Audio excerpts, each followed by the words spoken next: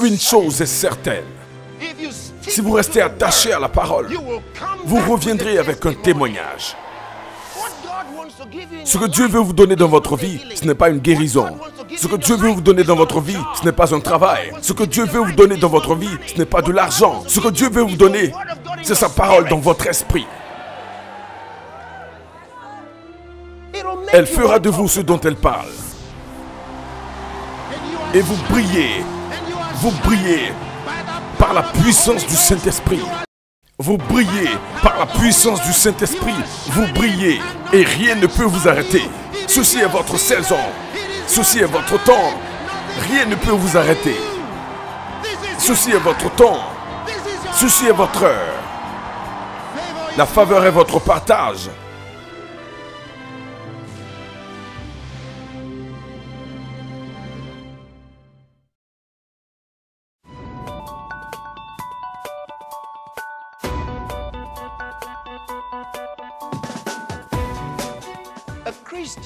Un chrétien est celui qui vit par la parole de Dieu.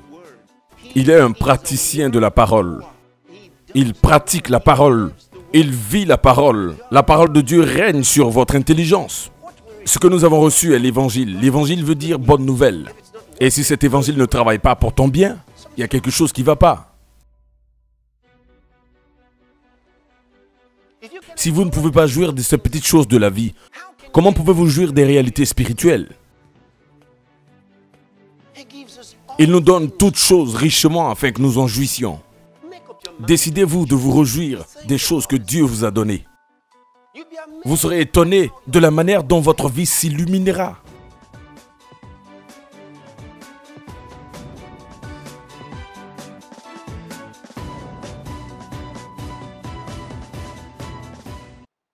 Est-ce que vous vous rendez compte qu'il y a beaucoup de personnes qui disent que Dieu ne me parle pas? Pourtant, Dieu essaie de leur parler, mais ils n'écoutent jamais parce qu'ils sont toujours focalisés et reçoivent le poids et le fardeau de tous les problèmes qu'ils traversent. Pourtant, Dieu essaie de leur parler.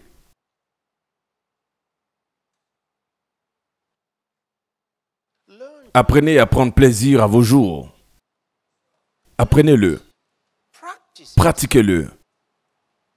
Pratiquez-le. Mettez-le en marche. Pendant que vous êtes là et vous dites, j'avais l'habitude de saluer telle ou telle personne chaque jour. Et quand je dis bonjour maman, et elle ne me répond pas, et j'ai décidé que je n'allais plus la saluer encore. Vous savez ce qui vous arrive? Le mauvais comportement de quelqu'un est en train de changer votre bon comportement. Vous ne devez pas le laisser vous arriver. La question que vous devez vous poser à vous-même est la suivante. Est-ce que c'était bien de faire cela? Si c'était bien, je ne vais pas changer ce qui est bien parce que quelqu'un ne l'aime pas. Vous êtes en train de laisser ce mauvais comportement de cette personne dépeindre sur vous et changer votre attitude. Pourtant, votre attitude ne devait pas être changée, dictée ou bougée par ceux qui sont autour de vous qui ont un problème. S'ils ont un problème, ça ne devrait pas vous changer. Qu'en est-il de cette chanson? Je ne suis pas bougé parce que je vois. Est-ce que vous avez arrêté de chanter cette chanson à vous-même? Non, je ne suis pas bougé parce que je vois. Je suis seulement bougé par la parole de Dieu. D'accord? Oui. Donc, vous décidez que vous allez seulement être bougé par la parole de Dieu. Mais vous ne chantez pas pour être zéro. Vous voyez ce que je veux dire? Je veux dire, tu dis salut à quelqu'un et dis bonjour, bonsoir ou qu'importe ce que c'est. Qu'il réponde d'une manière terrible en disant je ne suis pas bougé parce que je vois. Vous êtes certainement bougé. Parce que c'est la raison pour laquelle vous chantez ça. Ça doit être dans votre cœur. Choisissez d'avoir une réponse correcte en agissant comme si c'était simplement beau. Oui, vous savez parce que vous essayez de protéger votre propre esprit. Et ça, c'est important. Vous essayez de protéger votre propre esprit. Vous ne voulez pas que le mauvais comportement de quelqu'un change votre bon calme. Je ne laisserai pas quelqu'un me changer Parce que ces personnes ont des problèmes. Voyez? Parce que je pense que si je fais ce qui est bien, peu importe si tu ne l'aimes pas, ça c'est ton problème. Ça c'est ton problème.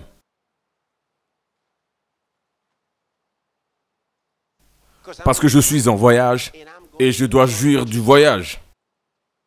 Je veux profiter pleinement du plaisir que m'offre mon périple. Je veux profiter pleinement de chaque jour en avançant. Chaque jour est un bon jour. Gloire à Dieu. Pour moi, chaque jour est un beau jour. Je n'ai pas de jours sombres. Je n'ai pas de jours où j'ai des problèmes, où je m'inquiète. Non, chaque jour pour moi est un beau jour. Je suis un succès chaque jour. Je suis un victorieux chaque jour. Chaque jour, je suis en charge. Je suis à mon poste chaque jour. Je refuse de m'inquiéter. Je refuse d'être inquiet.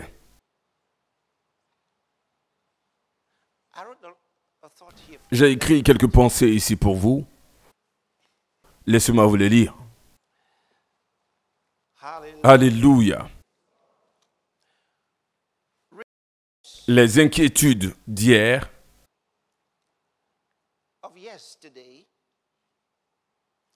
et les craintes de demain sont des ennemis du bonheur d'aujourd'hui. Est-ce que vous avez compris cette pensée?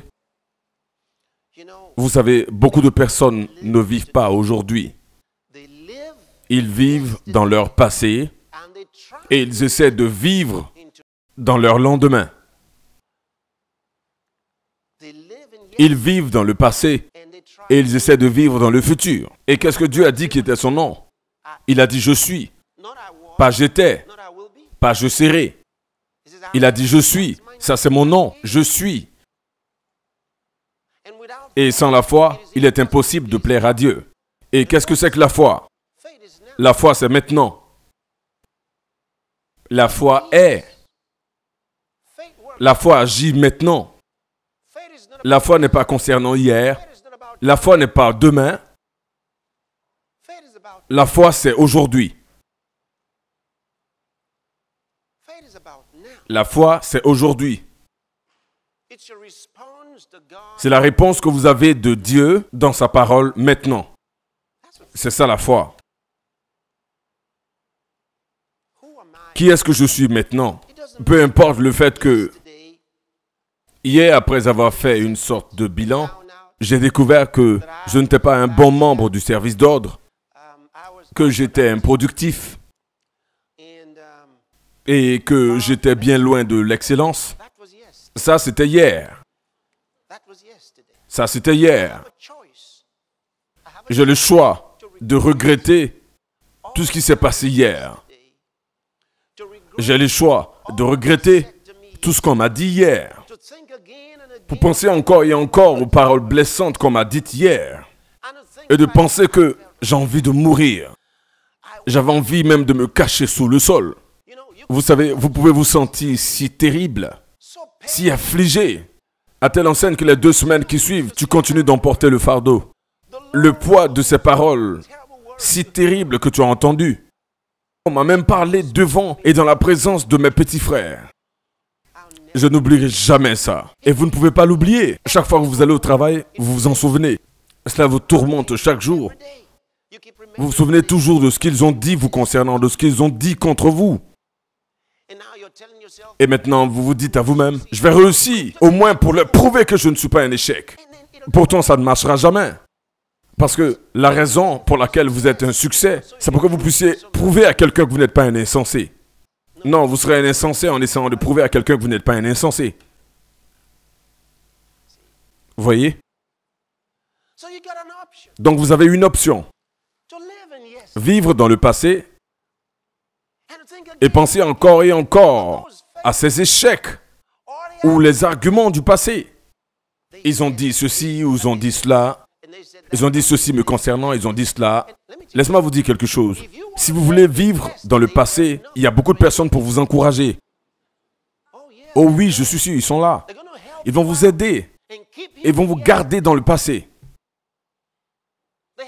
Ils ont beaucoup de choses à vous dire. Et vous en serez content. Et vous allez rester dans les regrets et dans les douleurs du passé. Aussi, il y a également ceux qui essaient de vivre dans les craintes de demain. Ils pensent aux problèmes à venir, ce qu'on pourrait leur dire. Je sais qu'ils ne vont pas aimer mon offre. Pourtant, tu n'as pas encore déposé ta demande. Je sais ce qu'ils me diront. Je sais ce qui se passera. Oui, je sais qu'ils ne me donneront pas ce travail. Je sais qu'ils ne me confieront pas ce projet. Je sais que je n'aurai pas cette promotion. Je sais que je ne ferai pas. Les peurs du lendemain. Ils ne sont pas encore entrés dans le lendemain.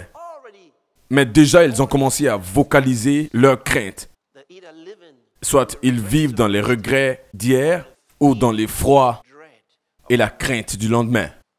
Pourquoi est-ce que vous devez vivre votre vie comme ça? Pourtant, Dieu ne vit pas dans le passé.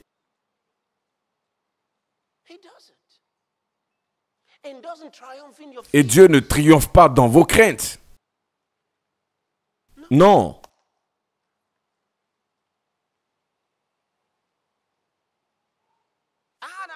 Adam, où est-ce que tu es? Ça, c'était la question que Dieu lui avait adressée. Où est-ce que tu es? Où est-ce que tu es? Il y avait aussi un autre qui avait reçu cette même question. Dieu lui a dit, Élie, qu'est-ce que tu fais ici? Ça n'avait pas d'importance où il a été. Ça n'avait pas d'importance où il allait. Ce dont Dieu était concerné était, qu'est-ce que tu fais ici? Qu'est-ce que tu fais dans cette situation? Qu'est-ce que vous allez faire d'aujourd'hui? Est-ce que vous pouvez être le meilleur aujourd'hui? Si vous ne pouvez pas être le meilleur de vous-même aujourd'hui, demain, ne le promets pas. Vous voyez ça? Demain appartient seulement à ceux qui saisissent aujourd'hui. Parce que aujourd'hui est comme un tremplin pour demain. Donc, qu'allez-vous faire de cela?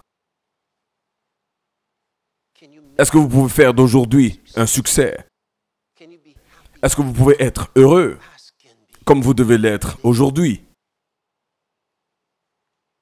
Est-ce que je peux être le meilleur de moi-même aujourd'hui? Vous savez, lorsque vous regardez certaines personnes, vous pouvez juste dire ce qu'ils viennent d'entendre. Je veux dire, ils viennent juste de sortir d'un bureau quelque part et quelqu'un leur a simplement parlé. Ils ont reçu des paroles très dures, donc vous pouvez l'apercevoir sur leur visage. C'est visible en les regardant. Ils sont tellement attristés, fouettés, terrifiés et frustrés. Exactement comme ceux qui sont tout le temps en train de se poser des questions, à savoir, je ne sais pas si je suis supposé être dans ce ministère, ou je pense que je devrais faire telle chose, mais peut-être pas ce temps. Ils ont toutes ces choses qui les questionnent dans leur tête. Ils ne sont jamais au repos. Ils ne sont jamais au repos. Comment est-ce que vous pouvez aider les autres à être heureux si vous-même, personnellement, êtes malheureux? Vous savez la raison pour laquelle beaucoup sont malheureux? À cause de ce genre de petites choses. C'est tout. C'est simplement à cause de ce genre de petites choses. Ce n'est pas parce que mon salaire a été retardé. Ça, ce n'est pas la raison pour laquelle vous n'êtes pas content. Il y a beaucoup de personnes dont les salaires ont été retardés, mais elles étaient toujours contents. Non, ce n'est pas à cause de ça. Ou encore, ce n'est pas à cause de ce que, oh, vous voyez, j'ai beaucoup de dépenses à faire. J'ai travaillé, mais l'argent ne vient toujours pas. Ça, ce n'est pas la raison pour laquelle tu es malheureux. Ça n'a rien à voir avec le fait que vous soyez content ou pas. Ce n'est pas pourquoi vous êtes malheureux. Il y a beaucoup de personnes qui se retrouvent dans des conditions pires, mais qui sont toujours heureux. Découvrez la raison pour laquelle vous n'êtes pas content. Il s'agit de vous. Il s'agit des mauvais choix que vous faites. Il s'agit de vos réactions. Comment est-ce que vous réagissez aux choses qui vous arrivent?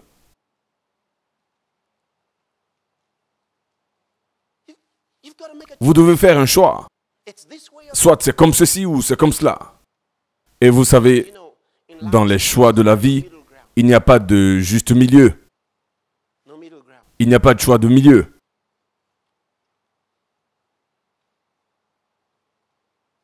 Souvenez-vous de ce que j'ai dit, je l'ai dit encore et encore. Vous ne pouvez pas aider les autres à être heureux si vous-même, vous n'êtes pas heureux. Comment est-ce que vous pouvez rendre ministère de la vie à d'autres lorsque c'est la mort qui sort de vous? Non, ce n'est pas possible. Peut-être que je devrais vous lire quelque chose. Allez-y au livre de Jean, Jean chapitre 10. L'évangile de Saint Jean chapitre 10. J'aimerais que vous lisiez le verset 10. 1, 2, c'est parti. Le voleur ne vient que pour voler, tuer et détruire.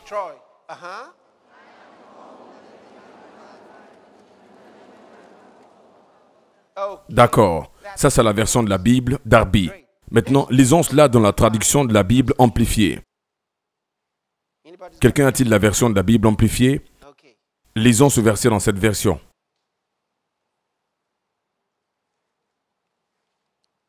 Qui est-ce qui l'a trouvé? Toi, tu l'as trouvé. D'accord. Le voleur ne vient que pour voler, tuer et détruire. Mais moi, je suis venu afin qu'elles aient et jouissent de la vie, qu'elle l'ait en abondance, dans sa plénitude, jusqu'à ce qu'elle déborde. Est-ce que vous l'avez entendu? Afin qu'il y ait quoi? Qu'elles aient la vie et qu'elles en jouissent. Pas simplement l'avoir, mais en jouir.